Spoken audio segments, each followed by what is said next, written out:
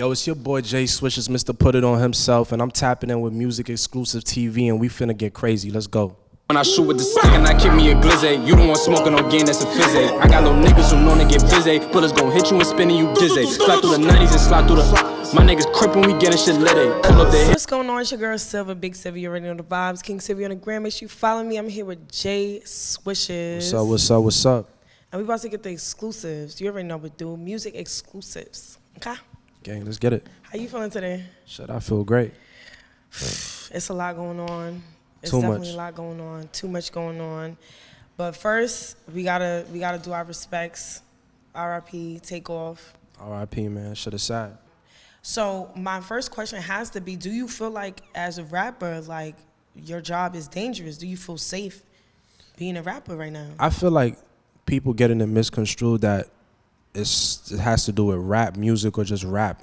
It has nothing to do, because him Takeoff being killed doesn't have nothing to do with rap music. It's the lifestyle of artists. You know what I'm saying? Like, especially artists that, oh, I don't want no security and all of this shit. So it's really the lifestyle. So if you move in a certain way, it's a better chance of certain things not happening to you. Because at the end of the day, shit can happen anywhere. No matter how much you protect it, anything can happen. Right. But you can decrease that percentage all the way down by how you move in your lifestyle. And I moved the right way.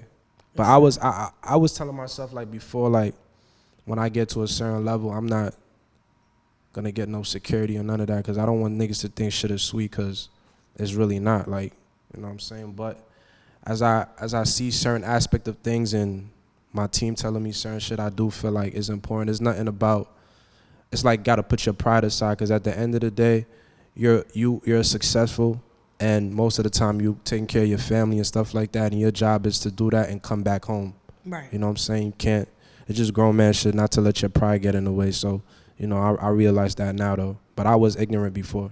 As an artist, do you think that you can give people advice? Like, is that something that we could talk about? Like, can we like decrease certain things? Like, is there some points that we can give people for how you move? This is the thing about it too. It's not only artists, because niggas die every day. I'm just saying it's more of our people type of thing. We keep killing ourselves. Like, we keep killing each other. It's not a artist thing. It's not a basketball player thing. It's a us as a people thing. We just gotta stop like trying to tear each other down, and literally we the ones that's killing our own people. Like, shit is crazy. So let me ask you this. Do you feel like being an artist versus when you wasn't like moving as much, like maybe you were interested in rapping, or maybe you was like rapping a little bit, versus where you are now, where you have like a team and you have your sign and things like that? Do you feel like people, quote unquote, test your gangster more because they feel like, one, they might not have anything to lose, and obviously you have this whole situation that you created for yourself, career that you're building. Do you feel like people kind of test your gangster more? I feel like people are blinded with hate, and that's where it comes like, damn, I see this nigga doing this, or I see his nigga doing that. That's supposed to be me. Because, you know, some people feel like your position, you're in the position that they want to be in. But the funny thing is, they don't know what you did to get to that position, to get to that point. They just see you in that position. So that shit, a lot of people are jealous, and sometimes that jealousy builds into hate. I'm a chill, laid back nigga, and I don't really be focused on niggas. I like women, I like ladies, you know what I'm saying? So it's like, I'm not focused on niggas, you know what I'm saying? That's not my body. Yeah. No, I appreciate that. And so you were born and raised, well, born in Canada. Yeah, I was born in Ontario, Canada, yeah. Born in Canada. Now, I went to Canada like for my birthday, and funny enough, just to tie everything in, it was for a Migos concert. It was Migos and Drake. That's crazy. No, for real. And was it OVO Fest? Yeah, I think it was OVO Fest. Okay. I had drove all the way over there in August, and oh, you drove? I ain't drove. My friend drove. Shout out to him. How was that ride though? It was like a couple hours. It was cool. Okay. You know what I'm saying? My friend was white, so you know we ain't really had no trouble with no. Okay.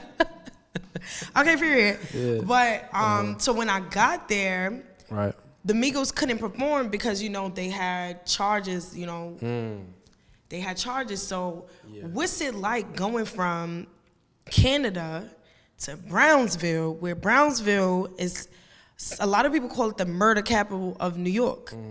So what's that transition where you can't even get into Canada if you have a felony or anything like that? Yeah, and so a lot of Canadian artists who have felonies and shit, like it's hurting their career and certain stuff. That's why they can't come over here. So it's kind of a fucked up thing. But I would say like there's a hood everywhere.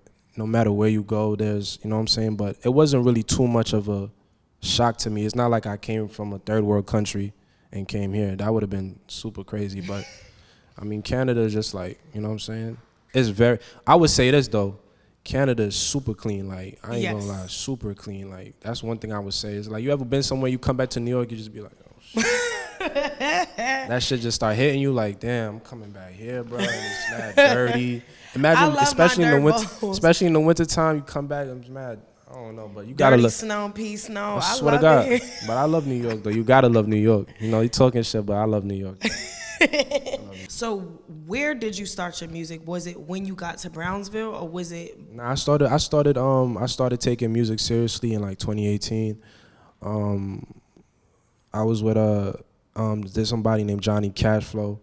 He's the one that kind of like pushed me into like taking the shit seriously. And then he had brought me around Tory, so I was around him and Tory for a while. And then I started branching off, started doing my own thing, cause I'm not a bandwagoner, respectfully. You know what I'm saying? I'm my own man. I gotta make my own way, and I'm a star, so I'm trying to shine on my own. That's really what it is. But they were trying to sign you? Nah, it was just that I don't know. I feel like it wasn't doing that much for my career. You know, I got to meet like a lot of celebrities and stuff like that. I would say this, I soaked up a lot of game though. Just being in the room. In terms of business. Yeah, I soaked up a lot of game. Not only business, just like how the industry is. Like as an artist, what's going on, just being in the rooms with like Tory and just like video shoots and all of that shit like that. Like I'm just soaking up certain shit. So I was ready and preparing myself for certain things when I started doing my own thing. I ain't gonna lie though. Johnny Cashflow really like is the one that pushed me into the music shit at first. So I give him his props for that though. I ain't gonna lie. We still cool to this day. You a real nigga. From your first project, how do you feel like what kind of advice could you give to that artist at that time from what you're doing right now? Well, with my first project, I went to if I'm being honest, I went to Atlanta and I recorded 3 projects. So all the songs that's coming out right now, I made it in like the same amount of, like the same time. It wasn't like years ago, like, cause I make music like hits, like, you know what I'm saying, all the time. So it's not like, oh, I dropped this, and I've been dropping singles before. So my first EP didn't come out too long ago, and I'm about to drop a second EP next week, Thursday. So, you know, it's just like, my advice that I would give to myself is just keep making dope shit and keep living life. It's really it, because I talk about my life, and I'm super honest. Relationships, shit, downfalls, my flaws. I'm an open book, like, because at the end of the day, I want people to relate to me, you know what I'm saying? So if I talk about something, I want to let somebody know they're not the only ones going through it. And if I'm fucking up on certain things, that's the shit that's gonna hit you more, because like, damn, this nigga really let it all out. Like, I got a song called Time and Peace, and it's me talking about how I wanted to have my cake and eat it too. And, you know, just... All right, so get into the project that's coming out on Thursday. So it's called I'm Really Him. It's 7 songs on there. I got Cranium on there. I got P. Wright. I got Lil Velli. And it takes you through takes you for a ride, I would say. So from the top, it's like being in a tunnel, and it's like you just can't see the light. You can't see no way out. Then it starts, taking you, and then you start seeing the light. Now I'm talking about the ladies and certain shit like that. So, you know, it's like a balance. It's a well-balanced project.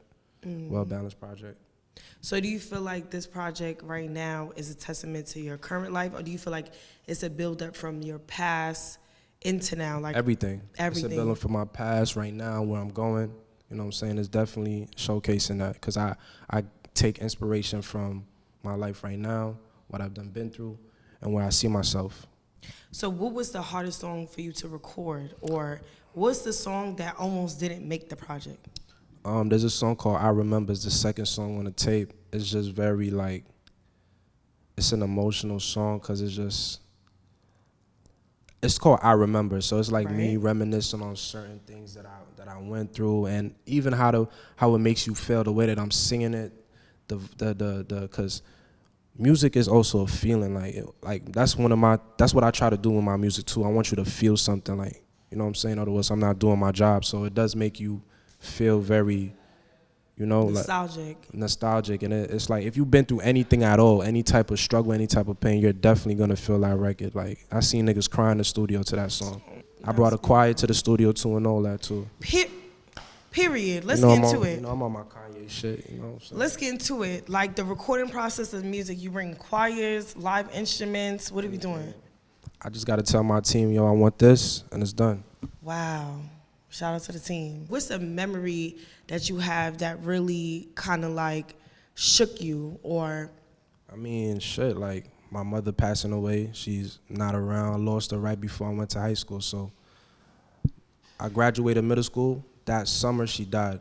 And then I was going into high school. And then me and my pops, we not close and shit like that. So I don't fuck with him. So, I had to do certain shit on your own, like having nothing to eat, starving and shit like that.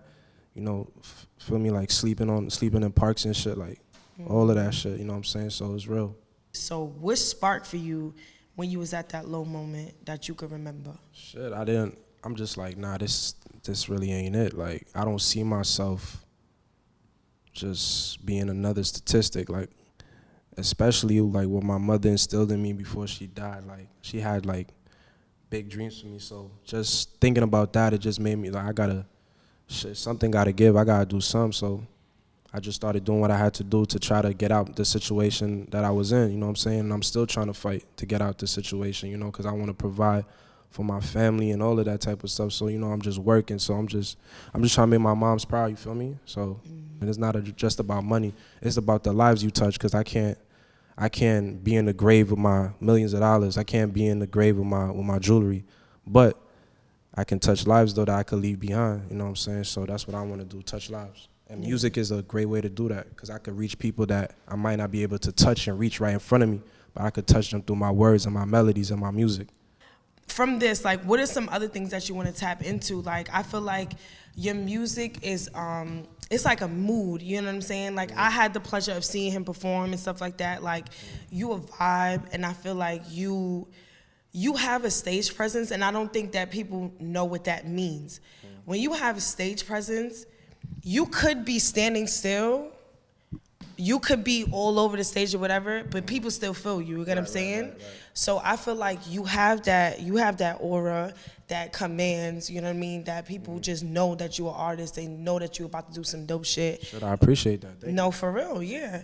So what's it like performing? Like, you know what I mean? Like, what do you tap into? Because there's a lot of people outside right now doing things, and when we see them, the response is artist development.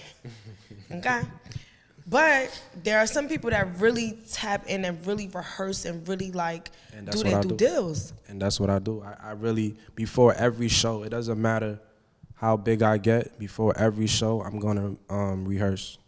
I go to this, we got a studio where it's like it got a stage and everything. So okay. So it's just like a big ass mirror, and I'm just, performing like, and I do it over and over and over until I feel like it's perfect. I got my team, they give me critiques. I'm not a sensitive person, so my team is cutthroat. If I'm fucking up, they're gonna let me know I'm fucking up. Yeah. So I take everything serious, because at the end of the day, like, anything I do, that's one of the things that I'm about. I'm a perfectionist, so everything that I do gotta be right. I'm not gonna come on, especially people taking the time out their day to watch you perform. The least you can do is have a good performance. You know what I'm saying? People paying their money for tickets and all of that shit, nigga. You can't go up there and just. So I want you to remember me. That's the main thing. You gonna remember me. Anytime you meet me, you're going to remember me. I promise you that. Whether it be a conversation, whether it be my music, whether it be a performance, you're gonna remember me. For sure. So now, Jay Swishes, period. I already know you play basketball. Oh yeah, that's how I got my name. So you nice? You want to test it out? So what are some fundamentals and stuff like that you apply to like your regular life? Because that's really what they teach you in basketball. Like it's not just on the court. Like this is a lifestyle. Teamwork. When you see an artist, it's not just the artist. It's niggas behind the artist that's making a lot of things happen. So you know, it's just playing your role, playing your position. You know what I'm saying? And once you got know how to work with people, and in music, you gotta know how to work with people. Like, you know what I'm saying? So I just use that, and taking criticism, cause you know coaches, they don't hold back. They don't give a fuck about your feelings. I done seen niggas break down crying cause coach is wilding on him, but that shit don't faze me. So it's like when I get certain criticism and certain things like that, I just take it. All right, so make sure, tell them what you have coming up, the name, where they can find it, and if you have any performances. I think that's, people have to tap in. Like, I don't know too many artists that like really be pushing their performances, but we want to come see y'all perform. So. Okay, for sure. So, I got a project. My first EP is out already. It's called I'm Him. You could get that anywhere you could stream music. You could stream me. And I got a second project coming out next Thursday. It's called I'm Really Him. 7 dope songs on it. You know what I'm saying? I put my time. I really put my effort into it. And look out for that. And right now for shows, like I've been taking a backseat from doing shows, but we definitely finna pick that up now that this second EP about to come out. So, you know, we finna go crazy with that. Once I get the dates, you know, I'm gonna post it up on my Instagram. Just so, another thing, tap in with me on Instagram at JaySwishes, and you can find me at that @name everywhere, all platforms. You know what I'm saying? I fuck with your energy. Thank you for having me though. Period. Big Sylvie, Big Leo, Big Music Exclusives. Make sure you tap in, follow us, and stay tuned for this interview. Tap in with him. Stop playing.